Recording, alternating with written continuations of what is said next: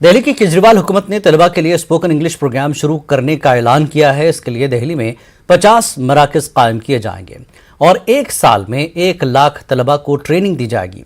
बाद में इसे वसअत दी जाएगी।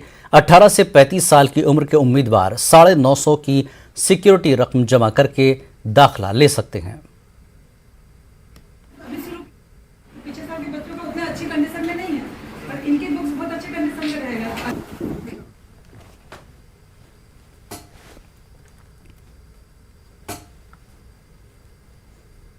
हाथ अंग्रेज़ी में तंग होता है, अंग्रेज़ी ठीक से बोल नहीं पाते और इस वजह से कई बच्चे ज़िंदगी में पीछे रह जाते हैं।